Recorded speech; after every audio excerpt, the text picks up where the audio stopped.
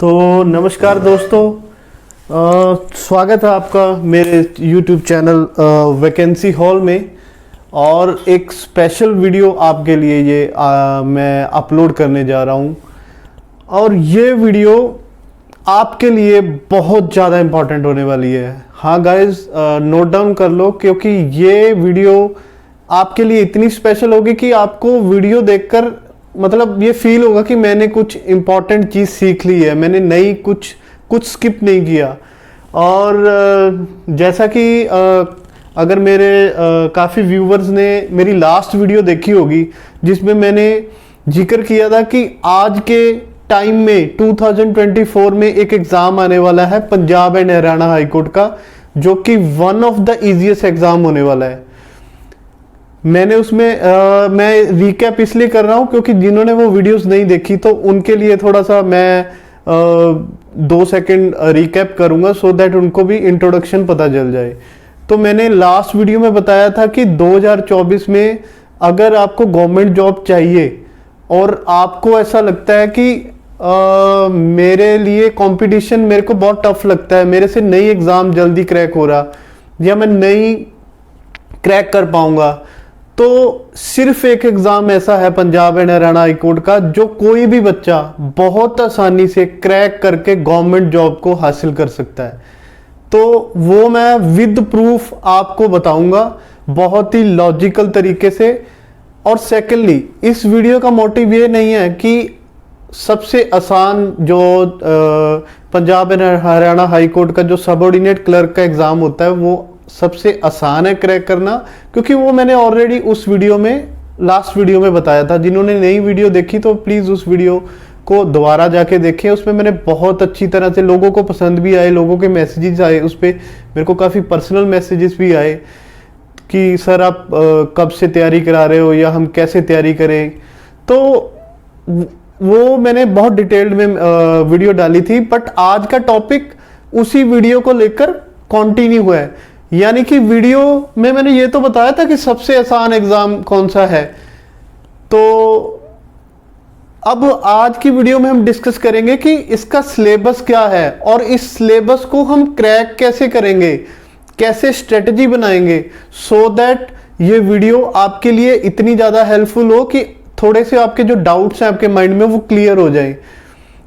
तो एक चीज़ और बताना चाहता हूँ कि अगर तो आप सीरियस हो एग्ज़ाम को लेकर, अगर आपको टाइम की रिस्पेक्ट है, आपको ऐसा लगता है कि मेरे को विदाउट वेस्टिंग एनी टाइम मेरे को फर्स्ट सेकंड अटेम्प्ट में ही अपना एग्ज़ाम क्लियर करना है और मेरे को फालतू में टाइम वेस्ट नहीं करना, तो ये वीडियो आपके लिए। अदरवाइज आप वीडियो स्किप कर सकते हो, बिकॉज जो बच्चे सीरियस हैं, सच में एग्ज़ाम को क्लियर करना चाहते हैं, वही आप टाइम इन्वेस्ट कीजिए। अदरवाइज आप को जो ऑप्शन ठीक लगता है आप वैसे कर सकते हैं।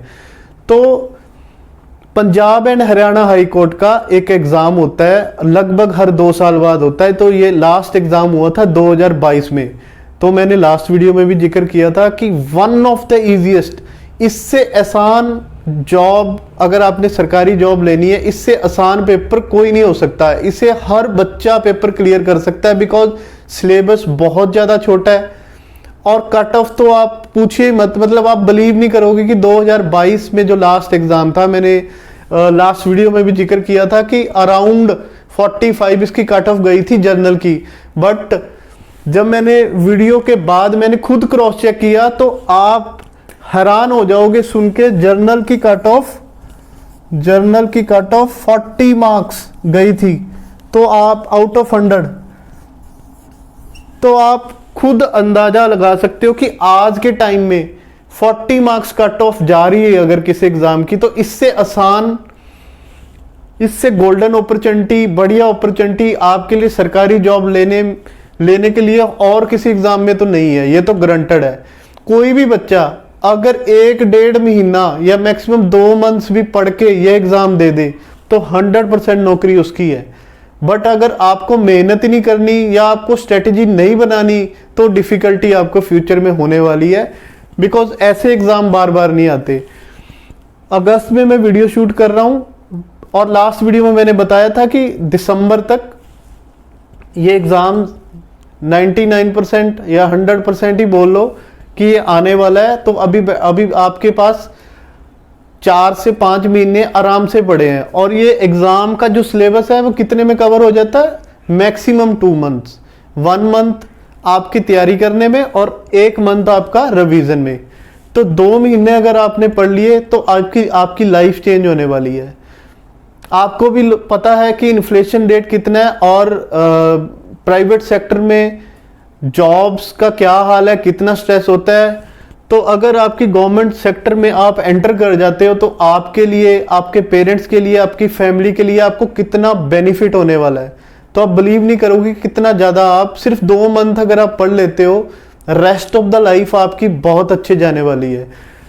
तो आज की वीडियो का मोटिव ये था कि मैंने ऑलरेडी आपको बार बार चीख के बता रहा हूं कि ये अब तक का सबसे इजीएस्ट एग्जाम है। कोई भी बच्चा जिसका, ये लगा लो कि आपने 10th या 12th 50% में गई, आप बिल्कुल बिलो द एवरेज बच्चे हो, फिर भी आप 40 मार्क्स लेके ये पेपर आराम से क्रैक होके लग जाओगे।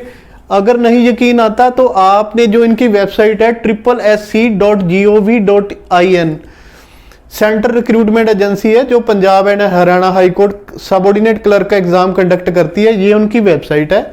इनकी वेबसाइट पे आप जाके जब क्लिक करोगे, Punjab court clerk result and Haryana court clerk result, तो पुरानी जो 2022 में जो रिजल्ट है अभी तक इनकी वेबसाइट पे पड़ा है। आपने उनकी पीडीएफ उठानी है और जर्नल की आपने ये देखनी है merit list, Haryana court clerk की भी और पंजाब की दोनों में ऑलमोस्ट सेम है।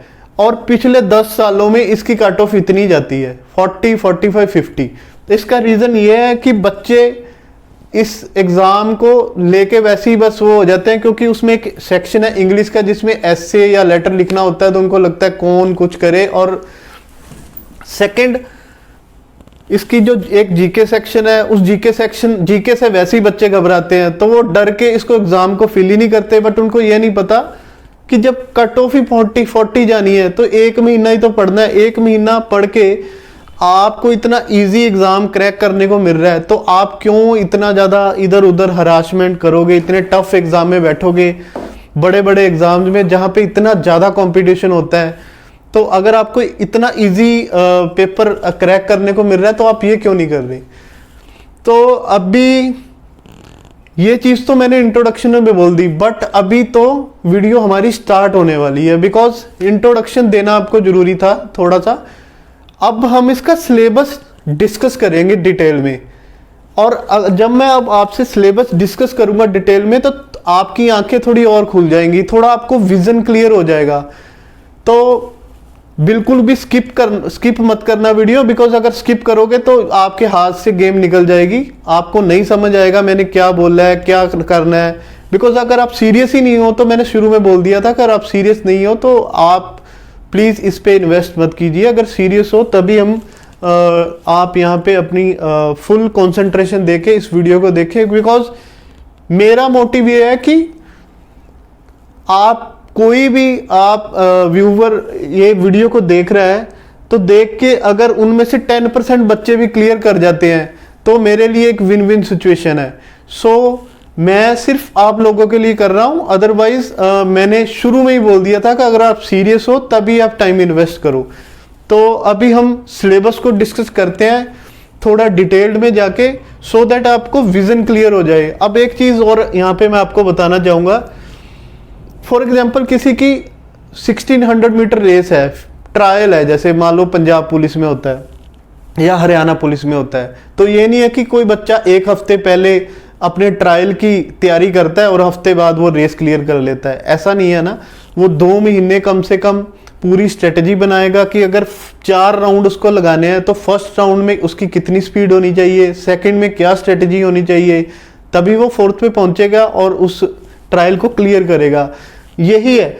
अगर आपको लगता है, अगर अब मैंने बता दिया कि इसका सिलेबस बहुत आसान है, बट इसका मतलब ये तो नहीं है कि हम 10 दिन पहले पेपर से किताबें उठाएंगे, पढ़ के पेपर दे आएंगे और पेपर क्लियर हो जाएगा, ऐसा कुछ नहीं होने वाला।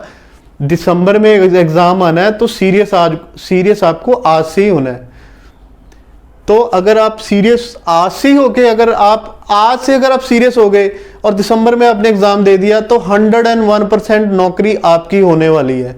तो मतलब 2-3 महीने सिर्फ आपको सीरियस होना है, उसके बाद पूरी लाइफ आपको आपकी आराम से निकल जाएगी गवर्नमेंट सेक्टर में, ठीक है। क्योंकि दिन पर दिन कंपटीशन बढ़ रहा है और प्रेशर भी बढ़ रहा है बच्चों पर भी और पेरेंट्स पे भी। तो इसलिए मैं दोबारा हर चीज़ को रिपीट करता हूँ, सो दैट आपकी दिमाग में वो चीज़ फिट हो जाए और आपको थोड़ी मोटिवेशन भी मिले और थोड़ा हौसला भी मिले। तो अभी हम सिलेबस पे आ जाते हैं जी, सो दैट आपका विजन क्लियर हो। तो सिलेबस अब हम डिस्कस करते हैं, जो आज का टॉपिक है।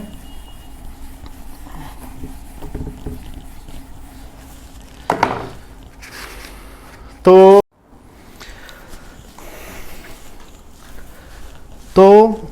मैं रिपीट करता हूँ कि जीके में 50 मार्क्स और इंग्लिश में 50 मार्क्स, दोनों में 33% ईच चाहिए आपको क्वालिफाई करने के लिए। उनका एग्रीगेट मिलाएंगे तो टोटल आपके होने चाहिए 40। तो आप एग्जाम को क्वालिफाई कर जाओगे, उसके बाद मेरिट बनती है, ठीक है जी। तो अभी हम थोड़ा सा जीके को डिटेल्ड में देखते हैं, सो दैट आपका विजन क्लियर हो जाए, आपको पता लग जाए करना क्या है, ठीक है। और फिर हम इंग्लिश में थोड़ा सा डिस्कशन करेंगे। तो हम आज की हमारी वीडियो वैसे सिलेबस पे थी, बट मैंने 3-4 मिनट आपको इंट्रोडक्शन में ऐसे इसलिए लगाए सो दैट आपको सारी स्टोरी पता हो।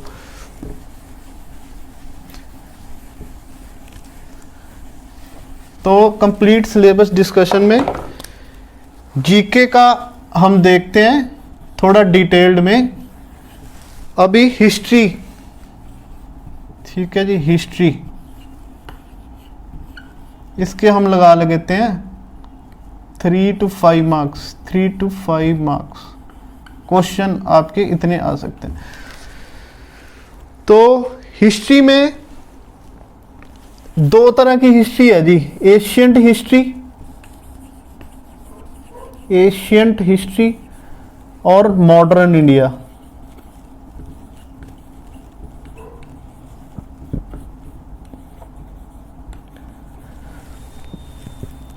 ये चाहे तो आप नोट डाउन भी कर सकते हैं, सो दैट आपको याद रहेगा। और आगने वाली वीडियोस में मैं आपको टॉपिक वाइज हर चीज टॉपिक वाइज करवाऊंगा। आराम से आपका एग्जाम क्लियर होने वाला है, कोई दिक्कत नहीं है, सब कुछ आसान है। इतना 2 तरह की हिस्ट्री हो गई जी।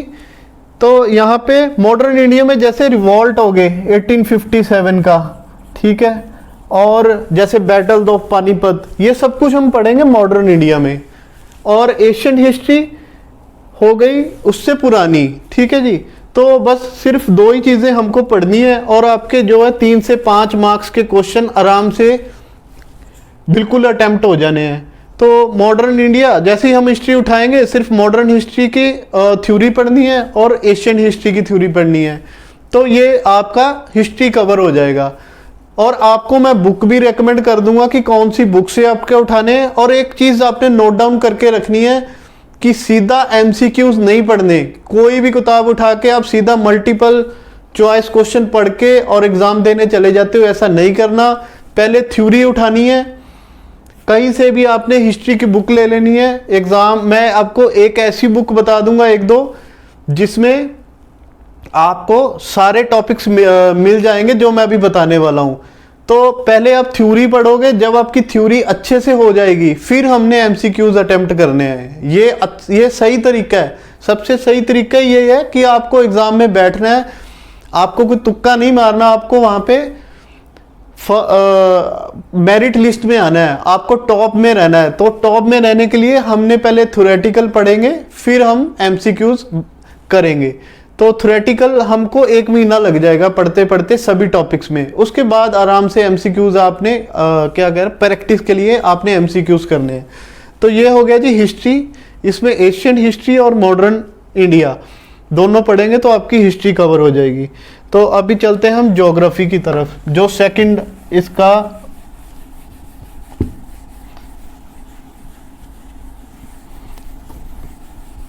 सेकंड पॉइंट है इसका ज्योग्राफी का।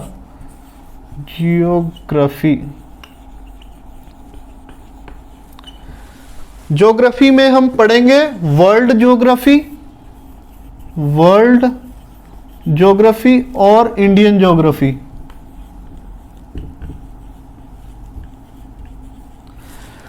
जैसे वर्ल्ड ज्योग्राफी में क्या है, कितने कॉन्टिनेंट्स हैं, सबसे बड़ा कॉन्टिनेंट कौन सा है, सबसे छोटा कॉन्टिनेंट कौन सा है।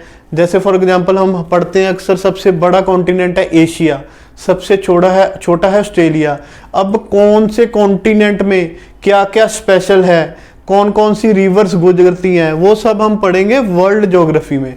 इंडियन ज्योग्राफी में सिंपल आपके स्टेट्स आपने पढ़ने हैं, उनकी कैपिटल्स पढ़नी है, और कौन से स्टेट में कौन सी लैंग्वेज बोली जाती है, उनका जो मेन फूड कौन सा है, और मेन सोर्स ऑफ इनकम क्या है। जैसे एग्रीकल्चर जो हमारा मेन सोर्स है पंजाब में, हरियाणा में क्या है, वेस्ट बंगाल में क्या है, बस वो इंडियन ज्योग्राफी आ गई। वर्ल्ड ज्योग्राफी मैंने आपको बता दी, तो सिंपल हमने वो कवर कर लेना है। ऐसे ही क्वेश्चन आपके पेपर में आते हैं।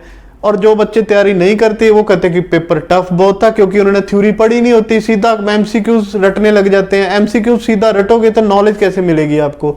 आपको ये कैसे पता चलेगा कि हमारे इंडिया में कौन कौन सी जगह पे क्या क्या फेमस है, क्या हमारा लैंग्वेज कौन सी, रीजनल लैंग्वेज कौन सी है, फूड कौन सा है, हमारा पहरावा कौन सा है, डांस, एग्रीकल्चर, कुछ भी आपको पता होना चाहिए कि हमारी कंट्री में क्या क्या है। हमें पता ही नहीं होता, तो इसलिए हम जब एग्जाम में बैठते हैं तो ब्लैंक हो जाते हैं। ऐसा ही है वर्ल्ड ज्योग्राफी में, यूरोप में क्या कल्चर है, फिर आप देख सकते हो हम यूएस में स्पेशलिटी वहाँ पे क्या है, और ग्रेट ब्रिटेन में क्या है, ऑस्ट्रेलिया, न्यूजीलैंड, सारा हम वर्ल्ड ज्योग्राफी में पढ़ेंगे। ठीक है, कौन सी रिवर कहाँ से निकलती है, थेम्स रिवर, जैसे आप ये चीज़ें सब नाम सुनते होगे बट हम पढ़ते नहीं है, तो हमने डिटेल्ड में ये ज्योग्राफी पढ़नी है। अगर आप खुद से भी तैयारी करोगे तो आराम से तैयारी कर सकते हो। एक ही बुक खरीद के, कोई भी एक बुक खरीद लो जिसमें आपकी history, geography, economy, polity, science, journal awareness, सारे टॉपिक उसमें होंगे। आपने थ्योरेटिकली पहले आराम से पढ़ने हैं, फिर उसके अपने हाथ से नोट्स बनाने हैं रजिस्टर पे, और फाइनल जब आपका पेपर होगा उससे 2 दिन पहले आपने वो नोट्स रीड कर लेने हैं। बस आपका एग्जाम चुटकियों में निकल जाना है। और सेकेंडली, ये एग्जाम तो आपका निकलेगा ही निकलेगा। आपकी जीके इतनी ज्यादा स्ट्रांग हो जाएगी कि बाकी के पेपर्स में भी आपको हेल्प मिल जाएगी। और जीके जिस बच्चे की स्ट्रांग हो गई तो वो बच्चा कभी मार नहीं खा सकता, बिकॉज मैथ्स रीजनिंग हर कोई अच्छा कर लेता है, बट जीके किसी की अच्छी नहीं होती, बिकॉज बच्चों को बोरिंग लगता है जीके। तो ज्योग्राफी मैंने बता दिया, मैंने इंट्रोडक्शन भी बता दिया कि इसमें क्या क्या करना है और कैसे आपको तैयारी करनी है ज्योग्राफी की। तो अभी हम चलते हैं थर्ड पॉइंट की तरफ, Indian economy. Indian economy, Indian economy. Indian economy में क्या है, बिल्कुल सिंपल। 1951 में जब कांग्रेस आई थी तो उन्होंने 5 ईयर प्लान्स बनाए थे। हर 5 साल के प्लान में कोई ना कोई गवर्नमेंट का टारगेट होता था कि इस प्लान में हम पॉवर्टी रेट को नीचे लेके आएंगे, गरीबी को नीचे लेके आएंगे। फिर उनका एक 5 ईयर प्लान में होता था कि हम एग्रीकल्चर को प्रमोट करेंगे। तो वो 5 ईयर प्लान्स हमने सारे पढ़ने हैं इंडियन इकोनॉमी में। ठीक है जी, हमको पता चल जाएगा बेसिक स्ट्रक्चर क्या है। जैसे हम रोज अखबारों में एक जीडीपी क्या है, ग्रॉस डोमेस्टिक प्रोडक्ट, वो हम पढ़ते हैं, बट है क्या। ठीक है जी, कैसे कैलकुलेट होती है, टाइप्स ऑफ अनएम्प्लॉयमेंट, अनएम्प्लॉयमेंट की टाइप्स कौन कौन सी हैं।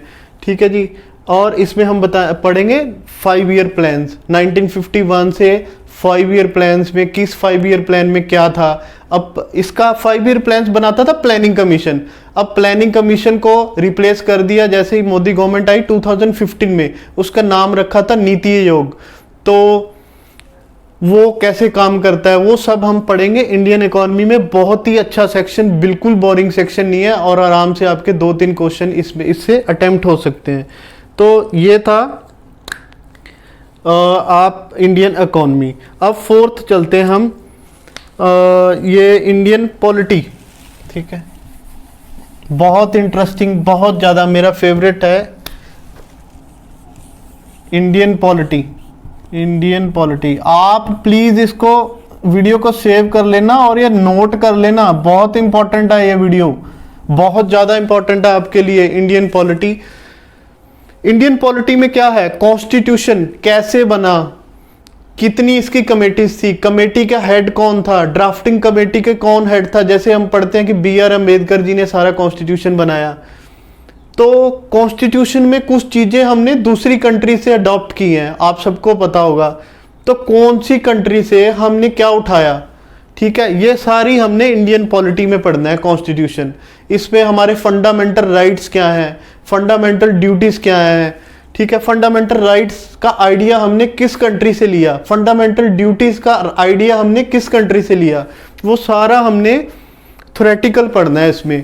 तो उसमें हाँ एक और बड़ा इंपॉर्टेंट क्वेश्चन होता है कि अमेंडमेंट्स, पहली अमेंडमेंट कब हुई, सारी अमेंडमेंट्स हमने इंपॉर्टेंट पढ़नी है। एक होता है शेड्यूल ऑफ कॉन्स्टिट्यूशन, कौन से शेड्यूल में क्या है, जो हमारी लैंग्वेजेस हैं, चाहे हरियाणवी है, पंजाबी है, वो कौन सी शेड्यूल में आती हैं। तो ये सारे हमने पढ़ने हैं इंडियन पॉलिटी में, कॉन्स्टिट्यूशन में। तो अगर हमने इतनी डिटेल में पढ़ लिया और हमारी एक तो नॉलेज बढ़ गई, ऊपर से हमारा एग्जाम क्रैक ना हो, ये तो हो ही नहीं सकता, क्यों, बिकॉज आपने डिटेल में सारी चीजें पढ़ ली, आपने कॉन्स्टिट्यूशन पढ़ लिया, आपने इकोनॉमी पढ़ ली, आपने हिस्ट्री पढ़ ली, आपने ज्योग्राफी पढ़ ली, वर्ल्ड ज्योग्राफी पढ़ ली।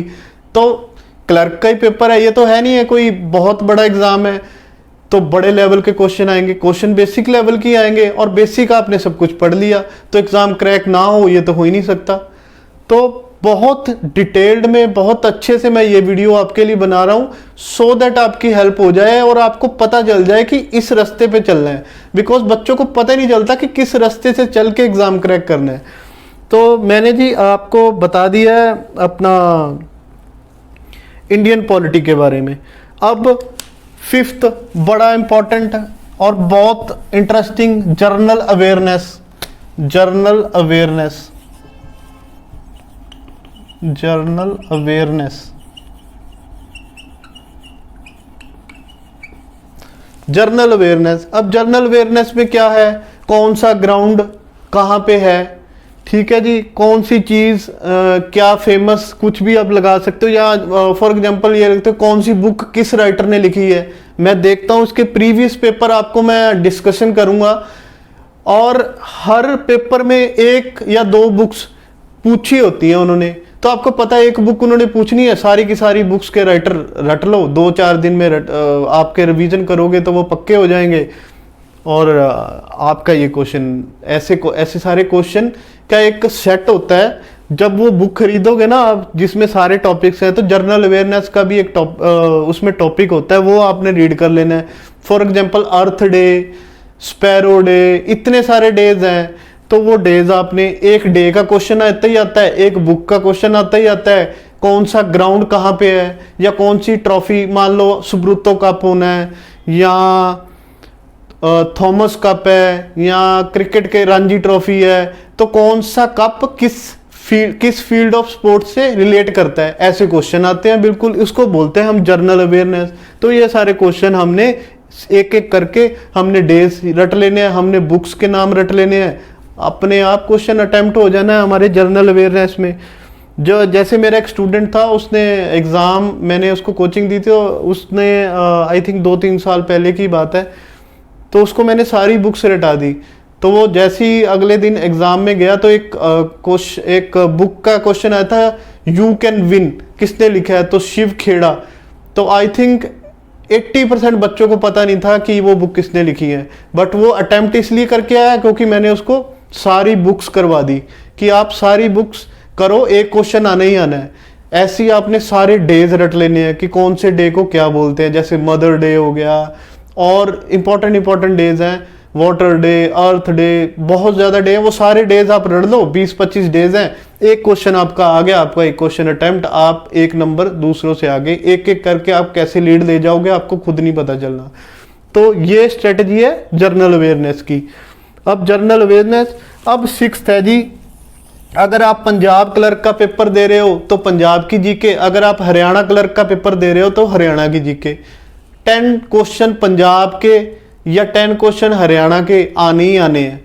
तो पंजाब में रह रहे हो तो पंजाब की जीके का नहीं पता, ये तो हो ही नहीं सकता, आप थोड़ा सा पढ़ोगे सब हो जाएगा आपको क्लियर। अगर हरियाणा में रह रहे हो, हरियाणा के 10 क्वेश्चन आने, हरियाणा की जीके उठाओ, और आपका पहला सीएम कौन था, पहला गवर्नर कौन था, उसमें क्या फेमस है पंजाब में या हरियाणा में। तो ऐसे 10 क्वेश्चन आपको एक स्पेशल बुक लेनी है पंजाब जीके, ठीक है। या हरियाणा में रह रहे हो तो हरियाणा जीके, अगर हरियाणा क्लर्क का एग्जाम दे रहे हो तो आप अपने हिसाब से लोगे, अगर जो पंजाब का ले रहा है तो वो अपने हिसाब से लेगा पंजाब जीके की। 10 मार्क्स आपको यहाँ से मिलने हैं, 5-5, 10-10 मार्क्स के। बाकी जो मैंने प्रीवियस अभी बताए हैं 5-5, 10-10 क्वेश्चन, वो ऐसी 50 क्वेश्चन है। आप ये लगा लो मैंने 6 टॉपिक बताए हैं आपको, तो 7-7 क्वेश्चन, 8-8 क्वेश्चन आपके बन गए और 50 मार्क्स का आपके कवर हो गए। अब ये बताओ कि मैंने 6 टॉपिक बताए हैं आपको, 6 में से एक भी टॉपिक जो आपको डिफिकल्ट लगता हो या डिफिकल्ट करना है, सिर्फ 1 महीने का सिलेबस है। सीरियसली अगर आप कर रहे हो सिर्फ एक, और चुटकियों पे ये आपको सब डिटेल्ड में याद हो जाना है। और इतनी मेहनत करके ही सिर्फ इतना छोटा सा सिलेबस, नहीं तो दूसरे आप एग्जाम देते हो आपको सब कुछ कवर करना पड़ता है, मैथ्स, रीजनिंग सब कुछ कवर करना पड़ेगा, फिर भी उनकी कट ऑफ 90 मार्क्स जाती है, आउट ऑफ 100 80 85, इसकी जाती है 40 मार्क्स। तो इतना, क्योंकि उनको बच्चों को पता नहीं होता तैयारी कैसे करनी है। मैं आपको स्टेप बाय स्टेप बता रहा हूं कि इस तरह तैयारी करनी है, थ्योरेटिकल पढ़ना है, फिर एमसीक्यूज करने हैं, ठीक है जी। अब ये मैंने आपको जीके का 6 के 6 पॉइंट्स बता दिए और ये नोट डाउन कर लेने हैं जैसे जैसे हमने बताया, इसको स्किप नहीं करना दिमाग से। आपको जैसे मैंने स्ट्रेटजी बताई है ऐसे ही चलना आपको। अब थोड़ी सी इंग्लिश की बात कर लेते हैं। इंग्लिश की बात डिटेल में किसी और वीडियो में करेंगे, बिकॉज वीडियो काफ़ी लंबी हो जाएगी। तो इंग्लिश भी क्रैक करना बहुत आसान है। उसमें क्या है, एंटोनियम्स, सिनोनियम्स, ठीक है जी। एंटोनियम सिनोनियम्स आते हैं 5-5 मार्क्स के। वो क्या है, बस डिक्शनरी हमने उठानी है, थोड़े इंपॉर्टेंट वर्ड हमने रोज याद करने शुरू कर देने हैं, 5-5, 10-10 वर्ड। तो 1 महीना लगातार आपके आराम से हो जाने हैं। प्रीवियस पेपर्स हम उठाएंगे, उनमें से हम सेम वर्ड्स, ऑपोजिट वर्ड जो आए हुए हैं उनको उठा लेंगे, तो आपका आराम से ये क्लियर हो जाएगा। उसके बाद ईडियम्स वगैरह हमने करने हैं, फ्रेजेस करने हैं, तो वो तो बिल्कुल ही बच्चों वाला काम है। बस वो कोई कहता कि मेरी इंग्लिश वीक है, मैं ये कह रहा हूँ कि बेसिक इंग्लिश है बिल्कुल। और उसके बाद सेकंड क्या आता है इसमें, एस्से राइटिंग और लेटर राइटिंग। अब एस्से राइटिंग मैंने 1-2 बार आपको बताना है कि एस्से कैसे लिखना है और कहाँ से आपको बुक खरीद के एस्से पढ़ने हैं पहले, कि राइटर लिखते कैसे हैं। बस उसको आपने वो स्टाइल देख लेना है, उसी स्टाइल में आपने एस्से और लेटर लिख लेना है। अब ये बताओ कि हम बचपन से एस्से लेटर लिखते आ रहे हैं, क्या हम गवर्नमेंट जॉब लेने के लिए एक बेसिक एस्से लेटर नहीं लिख सकते? लिख सकते हैं। अगर आपने थोड़ा सा भी अच्छा लिख दिया तो आपका इंग्लिश सेक्शन आराम से निकल जाना है, जीके से भी जल्दी निकल जाना है। ऐसे लेटर लिखना बच्चों वाला मतलब वो टास्क है, तो क्या हम वो नहीं कर सकते? और जिसको लगता है उसकी इंग्लिश खराब है, वो मैं बड़ी अच्छी स्ट्रेटजी बताऊंगा नेक्स्ट वीडियो में भी, कि हमने पहले ग्रामर करनी है 2-4 दिन। ग्रामर के जो सेंटेंसेस हैं वो अच्छी तरह से हमने पढ़ लेने हैं, उसके बाद हमने इंग्लिश में हाथ डालना है, तो ये भी आराम से हो जाएगा, कोई दिक्कत नहीं है। तो और थर्ड वन, जीके भी मैंने बता दी, इंग्लिश भी मैंने बता दी। इसके साइड बाय साइड जैसे आप सुबह से शाम तैयारी कर रहे हो, या अगर आप जॉब भी कर रहे हो तब भी कोई चक्कर नहीं, दिन में आपको 2-3 घंटे रात को स्टडी दे देनी है, और साइड बाय साइड एक घंटा आपको टाइपिंग पे लगाना है। उसको इग्नोर नहीं करना, सो दैट कई बार ऐसा होता है कि हम एग्जाम तो बहुत अच्छे नंबरों से क्लियर कर लेते हैं, पर टाइपिंग में हम इग्नोरेंस डाल देते हैं। बट हमने टाइपिंग को भी इग्नोर नहीं करना। 1 घंटा हमने डेली टाइपिंग में देनी है, सो दैट आपका टाइपिंग में कोई प्रॉब्लम ना आए। और 30 वर्ड्स पर मिनट की स्पीड आपकी आराम से, अगर आप 1 या 2 घंटे दिन में दे रहे हो तो 2 मंथ्स में आप इजीली कर जाओगे।